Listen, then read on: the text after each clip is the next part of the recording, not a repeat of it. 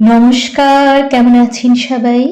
আবারও জীবনের ওঠা পড়ার নতুন দিনের নতুন একটা ব্লগ ভিডিও নিয়ে চলে এলাম আপনাদের সামনে।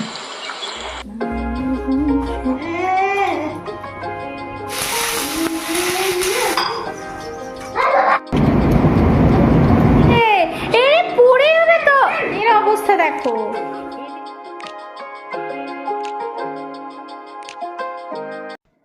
ধৈর্য ধরো, ভগবান সব দেখছেন, তিনি সব দেখতে পান। আজকে ঘরে প্রচণ্ড ব্যস্ততা, তার মধ্যে খুশির আমেজ। চলুন সঙ্গে থাকুন, দেখতে থাকুন, আশা করছি ভালো লাগবে।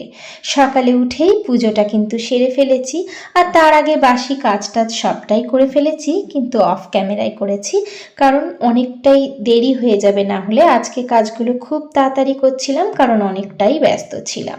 আর তার মধ্যে আজকে সকালের এই হচ্ছে ব্রেকফাস্ট, সমস্ত কিছু সেদ্ধ করে নিয়েছি। এখানে ছোলা আছে, মটর আছে, তারপরে সবুজ যে ডালগুলো থাকে, তার সাথে শসা কুচি, টমেটো কুচি, পেঁয়াজ কুচি দিয়ে ভালো করে মাখিয়ে এটাই আজকে ব্রেকফাস্ট।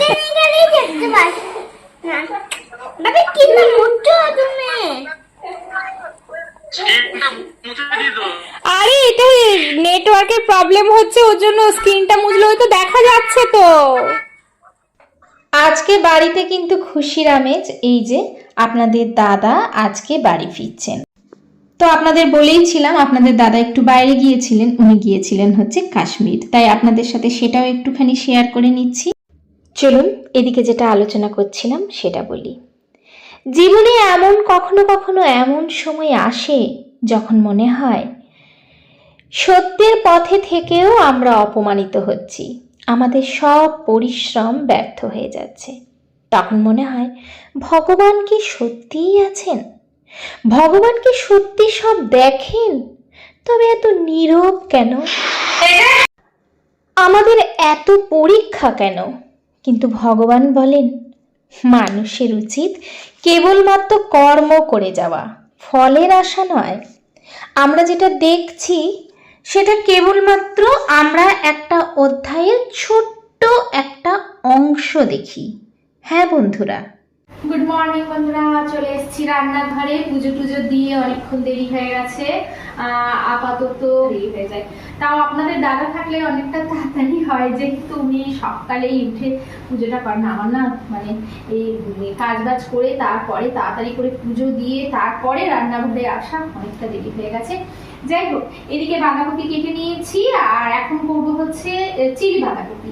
এই যে এখানে মশলা বেটে নেবো, এখানে রসুন দিয়েছি, অল্প একটু আদা আর অল্প একটু পেঁয়াজ, এটাই বেটে নেবো। আর তার সাথে এলাচ আর দারচিনি বাটবো, দিয়ে চিলি বাঁধাকপিটা করবো। চলুন আপনাদের সাথে শেয়ার করবো। আর এদিকে ডিম করবো। ক্যাপসিকাম কেটে নিচ্ছি, তার সাথে আমি কিন্তু পেঁয়াজও কেটে নেবো, আর যেমন করে কাটে আর কি চিলির জন্য, মানে চিলি চিকেন, চিলি ফিশ বানানোর জন্য যেমন করে কাটে ওরকম করে কাটবো। ক্ষণিকের জন্য আমরা যেটা দেখি সেটা হচ্ছে ছোট্ট একটা অংশ, কিন্তু ঈশ্বরের হাতে আছে এই পুরো বইটি। তিনি জানেন কোন সময়ে কি করতে হবে।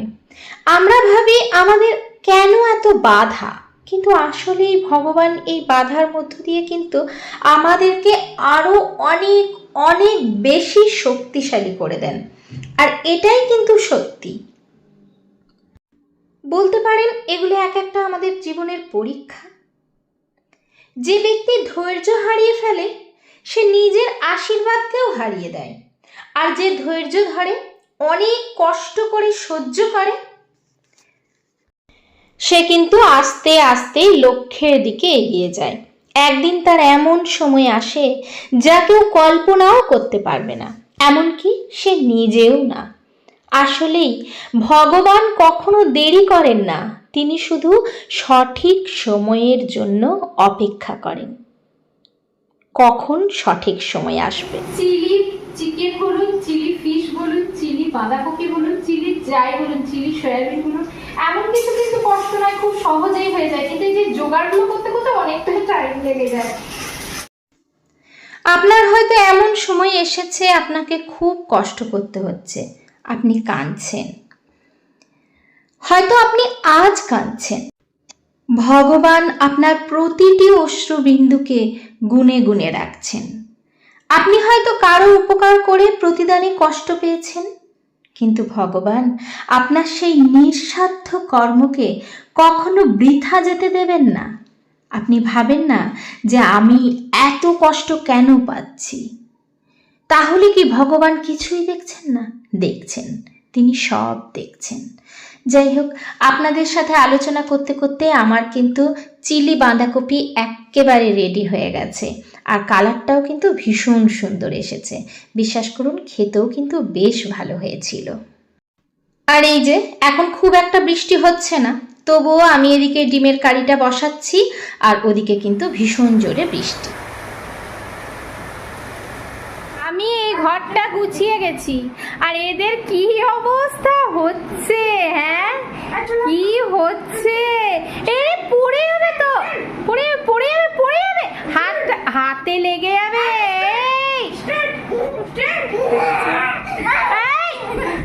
লেগে যাবে। বিছানা এটা মনে হচ্ছে যেটা আমি গুছিয়েছি, হ্যাঁ এটা এইরকম অবস্থা। ও তাই নাকি, এটা গোছানো আছে? তুই আবার আরেকটা উপরে যাস, তারা হচ্ছে।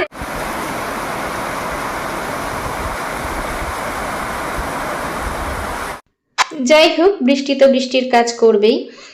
তো এদিকে আমার কিন্তু ডিমগুলো ভাজা হয়ে গেছে, আমি ডিমের কারিটা করতে নিয়েছি। আসলে জানেন তো, পৃথিবীর আদালত কখনো কখনো ভুল রায় দিতে পারে, কিন্তু ভগবানের আদালতে কোনো ভুল হয় না। তাই অবশ্যই ধৈর্য ধরুন, ধৈর্যই একমাত্র উপায়। এদিকে আমার কিন্তু রান্না বান্না হয়ে গেছে, আর এদিকে এই যে আপনাদের দাদা কতদূর এলেন সেটাও আপনাদের সাথে শেয়ার করে দিচ্ছি। ওদিকে আমাদেরও ডিম হয়েছে, এদিকে দেখুন আপনাদের দাদাও কিন্তু ডিম ভাতি খাচ্ছেন। তো যাই হোক, আমি কিন্তু বাচ্চাদেরও খেতে দিয়ে দিচ্ছি। তো যেহেতু আপনাদের দাদাকে মানে দিল্লিতে নেমে আবার মানে ফ্লাইট চেঞ্জ করে তারপরে আসতে হবে, ডাইরেক্ট ফ্লাইট ছিল না, তো তার জন্য কিন্তু ওনার আসতে একটু দেরিই হবে। ওর জন্য কিন্তু ওনার খাওয়া দাওয়া সমস্ত হয়ে গেছে, আমিও বাচ্চাদেরকে খেতে দিয়ে দিচ্ছি। আর এরপরে বৃষ্টিও থেমে গেছে। দেখলাম বৃষ্টি যেখানে হচ্ছে না আর ওয়েদারটাও ভালো আছে, তার জন্য ভাবলাম কাপড় জামাগুলো একটু শুকোতেই দিয়ে দিই। চলো প্রতিদিনের মতো কিছু কমেন্ট তোমাদের সাথে শেয়ার করে নিই। শিলা দিদি ভাই বলেছ, লাইক দিয়ে শুরু করলাম বোন, তোমার ঘর গোছানোর ভিডিও ভীষণ ভালো লাগলো, সাথে রান্না বান্না দেখে নিলাম, তোমার কথাগুলো না খুব সুন্দর। শুভরাত্রি বোন, এইভাবেই সাথে থাকার জন্য, পাশে থাকার জন্য অনেক অনেক ভালোবাসা, সাথে আন্তরিক শুভেচ্ছা। তোমরাও ভালো থেকো, এইভাবেই আমার পাশে থেকো। আমার ভিডিও, আমার কথা যে ভালো লেগেছে এটা শুনে আমার ভীষণ ভালো লাগে। সুদীপা দিদি ভাই বলেছ, খুব সুন্দর বলেছ, অনেক জিনিস মানেই ঘর সুন্দর তা নয়। সত্যি গো, ঘরে যদি ফাঁকা জায়গা থাকে প্রাণ খুলে নিঃশ্বাস নেওয়া যায়। জাপানের পদ্ধতিতে ঘর বাড়ি সাজানো ভিডিওটি যখনই ঘেমে গেছি পুরো, যখনই দেখলাম যে না আজকে না সেরকমভাবে বৃষ্টিটা পড়েনি, এখন দুদিন ধরে বৃষ্টিটা একটু কমই পড়ছে, তো ভাবলাম যে চলো কাঁচা তো হয়েই গেছে, আমি সকালেই কাচতে দিয়ে দিয়েছিলাম। প্রথমে তো মেলিনি, তারপরে দেখলাম না খাওয়া দাওয়া হয়ে গেছে, এখন মেলে দিই। এখনো পর্যন্ত যখন বৃষ্টিটা শুরু হয়নি, এবার যখন হবে তখন দেখা যাবে। এখন একটু রেস্ট নেব, একটু শোবো, তারপর আবার তোমাদের সাথে দেখা করছি। তো এই যে এরপরে চলে এসেছে আপনাদের দাদা, আর ভীষণ খুশি ছেলে, ব্যাগে মানে নিয়ে বসে গেছে। এর অবস্থা দেখো, এদের অবস্থা দেখো। আচ্ছা ঠিক আছে, একটা একটা করে বের করে রাখো, একটা একটা করে বের করে রাখো, আস্তে আস্তে বের করো, ঠিক আছে? হ্যাঁ হ্যাঁ, তুমি বের করো, আমি দেখিয়ে দিই। এই যে এখানে কিছু চাবির রিং নিয়ে এসছে। আসলেই আমাদের তো এখন কিছু সেরকম ভাবে দিতে নেই কাউকে, পরে যদি দেওয়া হয় তার জন্য নিয়ে এসে রাখা আর কি। এই যে বেশ কিছু চাবির রিং আছে এখানে, আর তার সাথে আছে এই যে কাশ্মীরের চিহ্ন, ফ্রিজ ম্যাগনেট যেটা হয় আর কি, সেই ফ্রিজ ম্যাগনেট।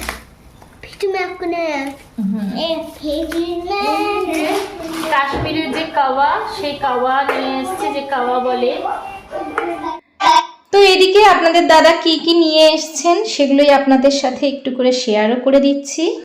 এটা হচ্ছে একটা কাশ্মীরের মিষ্টি, সেটা, আর তার সাথে এই যে ওয়ালনাট যেটা বলে, এই যে ওয়ালনাট খুব ভালো আর কি ওখানে পেয়েছে, ওই জন্য নিয়ে এসেছে। আর সাথে এই যে নৌকো। এদিকে আমি চলে এসেছি কাওয়াটা বানানোর জন্য, যে একটুখানি বানিয়ে দিই, আপনাদের দাদাও খাবে। দেখি কেমন লাগে খেতে। আপনাদের দাদা বললো যে চলো একটু বানাও, দেখো কেমন লাগে। একদম পাউডার করে আর কি, এই যে একদম পাউডার, নর্মাল পাউডার হয় না সেই রকম। এখানে নাকি কেশর টেশর সমস্ত কিছু দেওয়া আছে। ফ্লেভারটাও খুব সুন্দর, কিন্তু একটা এলাচের একটা ফ্লেভার, একটা কেশরের ফ্লেভার সেরকম আসছে, বেশ ভালো লাগছে। তো দেখা যাক, জলটা ফুটলে দেব, তারপরে একটু সবাই মিলে খাবো। আপনাদের কথা মতো হলুদ যে অঙ্কুরটা বেরিয়েছিল সেটা কিন্তু আমি গাছ লাগিয়ে দিয়েছি, বেরোলে আপনাদের সাথে শেয়ার করব। প্রত্যেকের জন্য অনেক অনেক ভালোবাসা, আন্তরিক শুভেচ্ছা। ভিডিওগুলো ভালো লেগে থাকলে অবশ্যই ফ্রেন্ড ফ্যামিলির সাথে শেয়ার করবেন, আর যদি সাবস্ক্রাইব না করা থাকে চ্যানেলটাকে সাবস্ক্রাইব করে বন্ধু হয়ে পাশে থেকে যাবেন। আজকের ভিডিওটা এখানেই শেষ করছি। সবার জন্য রইল অনেক অনেক ভালোবাসা, আন্তরিক শুভেচ্ছা। তাহলে দেখা হচ্ছে পরবর্তীকালে নতুন ভিডিওর সাথে, ততক্ষণ পর্যন্ত টাটা।